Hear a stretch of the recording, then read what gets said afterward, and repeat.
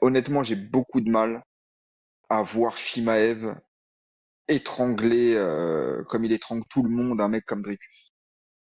Parce que déjà, on l'a déjà souligné plein de fois, Dricus, physiquement, c'est un taureau. Et puis surtout, cette force mentale qu'il a, tu vois, cette résilience. On le voit, ça, tu vois, ça transperce l'écran. C'est le mec vraiment qui ne lâche jamais rien. Ça se voit que ça va être très compliqué. Honnêtement, j'ai aucun pronostic à donner sur ce combat. Pour moi, on est vraiment sur du 50-50. C'est plus en termes de temporalité. Voilà. C'est soit Shimaev premier round, soit Dricus. Et Dricus par finish, hein, parce que ça va pas au bout des 5 s'il survit au premier round. Je suis d'accord. Je suis d'accord.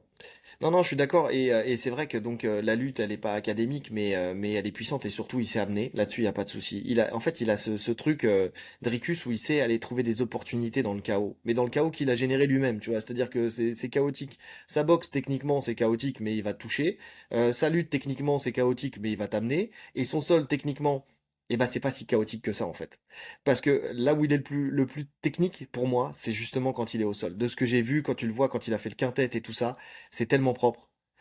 Alors c'est effectivement c'est aussi dur et dans une recherche de finish constante.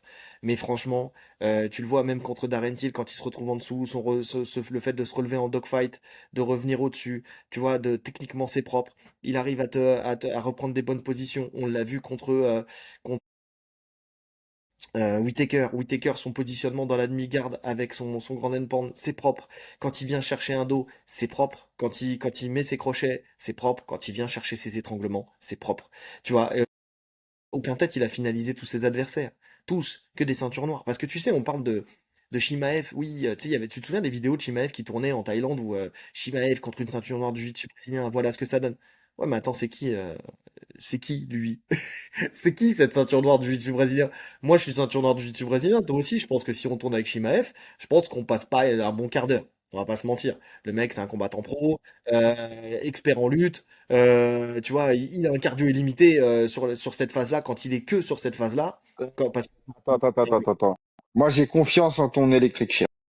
j'ai confiance en mon électrique chair, certes, mais bon, quand même, n'ayons pas peur de dire que potentiellement, sur un 5 minutes, parce que là, quand je dis cardio limité, en fait, je dis une connerie, parce que voilà, mais sur 5 minutes de grappling ou 10 minutes de grappling, je pense que le mec, il te met une tempête, tu vois pas, tu sais, il te jette dans tous les sens.